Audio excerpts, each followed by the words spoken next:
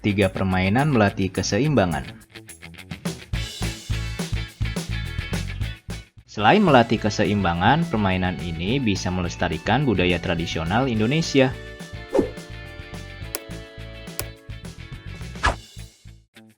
Kids, ada berbagai permainan melatih keseimbangan yang cocok dimainkan sehari-hari.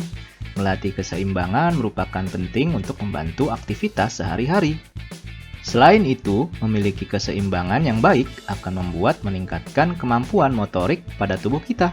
Umumnya, melatih keseimbangan bisa dilakukan dengan beberapa berolahraga. Namun, melatih keseimbangan bisa juga dengan melakukan sejumlah permainan yang mudah dilakukan. Lantas, apa saja permainan melatih keseimbangan? Yuk kita cari tahu! Sebelum kita lanjut videonya, jangan lupa klik tombol subscribe dan tombol loncengnya ya. Egrang. Permainan melatih keseimbangan yang pertama ialah egrang. Mungkin permainan ini sudah tak populer lagi pada generasi sekarang, tetapi egrang mampu meningkatkan keseimbangan tubuh. Untuk bermain, kita memerlukan 2 buah kayu atau bambu yang dilengkapi dengan pijakan kaki. Pilih kayu atau bambu yang kokoh agar enggak mudah patah ketika kita gunakan. Selain melatih keseimbangan, permainan ini bisa melestarikan budaya tradisional Indonesia. Engklek. Permainan melatih keseimbangan berikutnya ialah engklek, yang merupakan permainan tradisional. Beberapa daerah mengenal permainan tradisional ini dengan sebutan lompek kodok atau lompat kodok.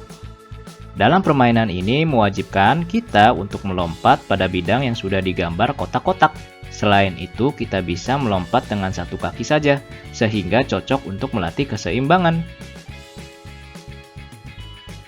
Bakyak. Permainan melatih keseimbangan selanjutnya ialah bakyak, yang sering muncul saat perayaan 17 Agustus. Bakyak merupakan permainan tradisional yang mampu melatih keseimbangan dan bagus untuk motorik kasar. Permainan ini dimainkan oleh 3 orang dan harus berjalan secara kompak menuju garis finish tanpa terjatuh. Nah, itulah beberapa permainan yang bisa melatih keseimbangan yang bisa kita mainkan bersama dengan teman atau keluarga. Nah, berikutnya kita lihat berbagai permainan tradisional yang juga seru nih. Hai kids, siapa di sini yang suka bermain games? Kalau games di handphone udah biasa, tapi kalau permainan tradisional bagaimana? Indonesia merupakan negara kepulauan yang terdiri dari banyak budaya dan ragam budaya, dan juga memiliki kaitan yang erat dengan permainan tradisional. Nah, Great Kids kali ini akan menunjukkan ke kamu permainan-permainan tradisional yang tidak kalah serunya dengan games di handphone kamu. Langsung kita mulai aja yuk videonya. Tunggu dulu, sebelum kita lanjut videonya, klik tombol subscribe dulu ya. Di scroll, klik. Terima kasih. Oke, lanjut. Ular naga. Permainan ini dinamai ular naga karena permainan ini membuat barisan memanjang seperti ular.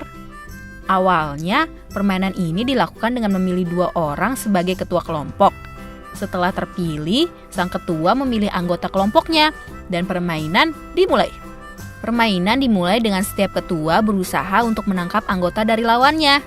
Setiap anggota yang tertangkap akan berpindah kelompok. Permainan ini juga biasanya diiringi dengan nyanyian. Permainan ini dinyatakan selesai apabila salah satunya sudah tidak memiliki anggota lagi. Saat bermain permainan ini sungguh mengundang gelak tawa dari setiap pemain.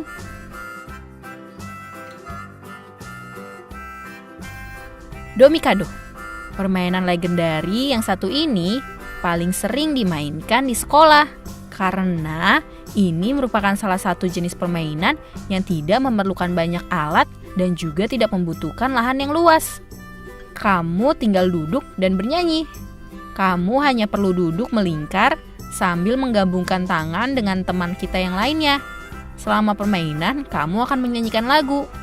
Oh iya kids, faktanya karena takut kalah, seringkali setiap pemain buru-buru menepukkan tangannya kepada temannya agar tidak jatuh pada dirinya. Cublak-cublak suweng. Permainan ini diawali dengan diundi. Siapa yang akan menjadi anak penebak batu atau bahasa Jawanya penebak suweng. Penebak suweng ini akan menebak batu yang digunakan berakhir di siapa. Pemain lainnya akan bernyanyi dan mengoper batu yang ada di telapak tangannya masing-masing ke pemain yang lainnya. Apabila ia berhasil menebak, maka perannya akan digantikan dengan pemain yang memegang batu tersebut. Kucing tikus. Ini bukan berarti bermain bersama kucing ya kids.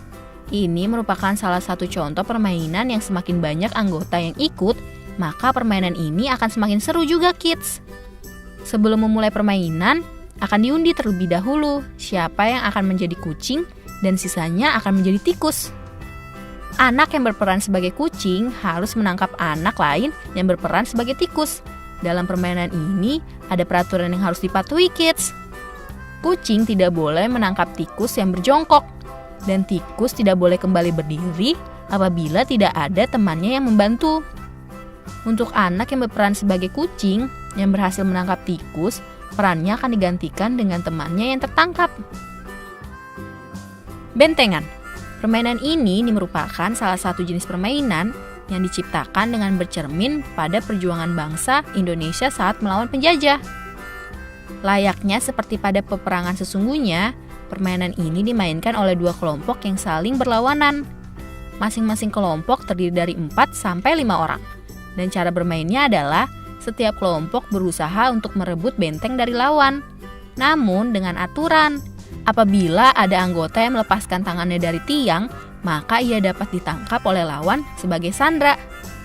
Namun apabila setiap pemain masih berpegangan pada tiang, maka anak tersebut akan tetap aman.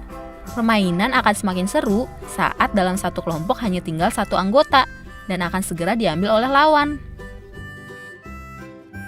Gimana kids? Sekarang sudah tahu kan permainan-permainan tradisional yang menarik dan seru? Jadi tertarik untuk ikut? Sama, aku juga. Sampai di sini dulu ya videonya. Jangan lupa like, komen, subscribe, dan share ke teman-teman lainnya ya kids. Bye-bye!